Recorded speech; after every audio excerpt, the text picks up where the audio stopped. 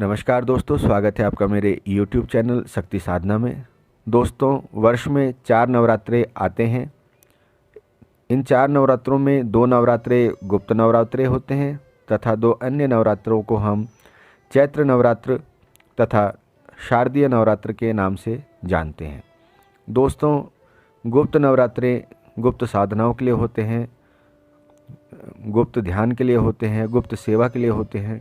लेकिन ऐसा नहीं है कि गुप्त नवरात्रों के दौरान आप माता की सेवा करके अपने दैनिक जीवन में या अपने सांसारिक जीवन में जो आपको फल चाहिए वो आप नहीं पा सकते, उन्हें भी आप पा सकते हैं।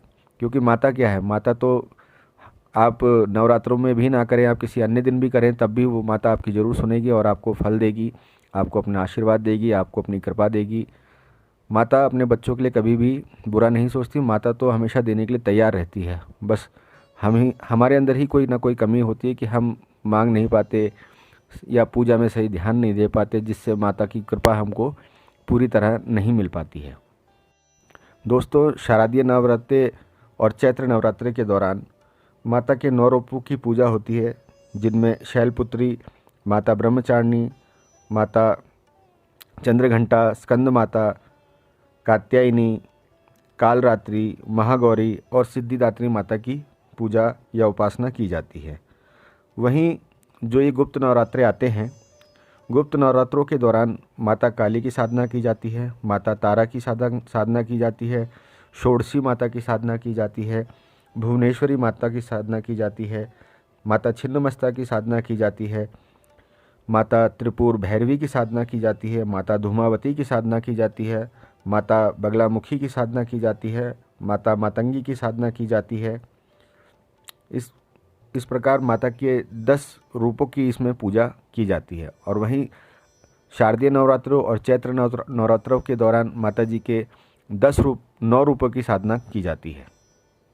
तो गुप्त नवरात्रों के दौरान आपने जो व्रत करना है, पूजा करनी है, उपासना करनी है, उनमें जो ध्यान, जो भक्ति आपने करनी है, वो माता के 10 रूपों की करनी है। जो मैंने अभी आपको बताए, माता जी के 10 नाम, 10 महाविद्याओं के नाम, आपने उनकी साधना करनी है, ना कि नवरात्रों में जिन माता की आप पूजा करती हैं उनकी पूजा आपने नहीं करनी है। आपने 10 महाविद्याओं की पूजा करनी है तो सब एक ही रूप है, एक ही माता शक्ति है सारी, उन्हीं के सारे अलग अलग स्वरूप हैं, लेकिन हर स्वरूप के लिए अलग अलग दिन, अलग अलग समय निर्धारित किया गया है सेवा करने के लिए, भक्ति करने के लिए।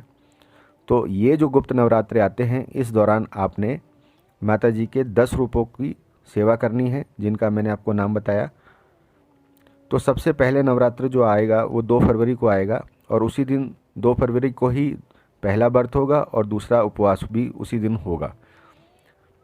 तो सबसे पहला व्रत जो आपका पड़ रहा है, उसमें आपने माता काली की पूजा करनी है, क्योंकि माता काली ही के जो बाकी अन्य रूप भी हैं वो सब एक ही रूप ही हैं। तो सबसे प्रथम देवी जो हमारी हैं वो माता काली हैं। तो जिन साधकों को सांसारिक जीवन में रहते हुए भय रहता है, दुश्मनों का भय है, शत्रुओं का भय है कि कोई हमारा अभिष्ट ना कर दे, कोई हमारा नुकसान ना कर दे, इस प्रकार का जिन्हें भय रहता है, तो उनके लिए माता काली की पूजा करना अति उत्तम है। या जिन्हें कोई ऐसा चीज़ थी जो वो काफ़ी दिनों से ढूंढ रहे थे और उन्हें वो चीज़ प्राप्त नहीं हो रही, मतलब उसका फल उन्हें प्राप्त नहीं हो रहा है, पूजा कर रहे हैं, भक्ति कर रहे हैं, लेकिन फल उनको प्राप्त नहीं हो रहा है, तो वह भी माता काली के प्रथम व्रत को रख सकते हैं और माता काली की उपासना कर सकते हैं। उनको अवश्य इससे लाभ मिलेगा।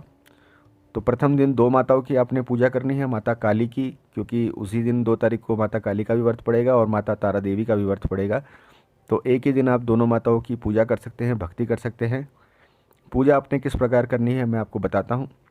सुबह सुबह आप उठ जाइए, नहा धोकर दीपक जलाइए माता जी का। माता का दीपक जलाने के बाद आप धूप बत्ती जलाइए। माता को भोग प्रसाद के लिए फल आप चढ़ा सकते हैं, फूल मिले तो बहुत ही अच्छी बात है, आप माता जी को फूल भी अर्पित कर सकते हैं। तो उसके बाद अगर आप स्वस्थ हैं पूरी तरह से तो आप पूरे दिन भी फलाहार कर सकते हैं, या 10 के 10 दिन आप फल पर ही रह सकते हैं। अगर आपकी सेहत आपको ठीक नहीं है और आपको इजाज़त नहीं देती कि आप इतने दिन तक सिर्फ फलाहार कर सको, तो ऐसा नहीं है कि आप 10 दिन भूखे ही रहो, फलाहारी करो। आप एक टाइम भोजन करके और बाकी आप एक टाइम फलाहार कर सकते हो। दोस्तों, माता काली का जो बीज मंत्र है वो मैं ऊपर आपको लिख के दे रहा हूँ। एक माला आपने इसका जाप ज़रूर करना है नवरात्रि के पहले दिन। मंत्र मैंने ऊपर लिख भी दिया है। मंत्र इस प्रकार है: क्रीम क्रीम क्रीम ह्रीम ह्रीम हुम हुम दक्षिणे कालिके क्रीम क्रीम क्रीम ह्रीम ह्रीम हुम हुम स्वाहा। मंत्र एक बार मैं फिर दोहरा देता हूँ: क्रीम क्रीम क्रीम ह्रीम ह्रीम हुम हुम दक्षिणे कालिके क्रीम क्रीम क्रीम ह्रीम ह्रीम हुम हुम स्वाहा। ये माता काली का मंत्र है जो आपने एक माला जाप करना है नवरात्र के दिन। दूसरा मंत्र जो है माता तारा का, क्योंकि एक ही 2 फरवरी को ही उनका भी उपवास का तिथि पड़ रही है, तो आप माता तारा का भी अगर जो उपासना करना चाहते हैं वो भी इसी दिन माता तारा जी की भी उपासना कर सकते हैं। उनका मंत्र है ऐम ओम ह्रीम क्रीम हुम फट। मंत्र एक बार फिर बोल देता हूँ: ऐम ओम ह्रीम क्रीम हुम फट। तो दोस्तों, आपने एक एक माला इन दोनों मंत्रों की जाप कर लेनी है। मंत्र आप पहले पढ़ लें, समझ लें और अच्छी तरह याद कर लें, ताकि आप जब आंख बंद कर ध्यान में बैठें और मंत्र जाप करें तो आप कहीं बीच में उसको भूल ना जाएं। मंत्र साधना करते समय आप माला को घुमाते रहें, आंखें अपनी बंद रखें और अपना ध्यान जो है वो आप अपनी बाहों के बीच में अपने आज्ञा चक्र के ऊपर बना के रखें।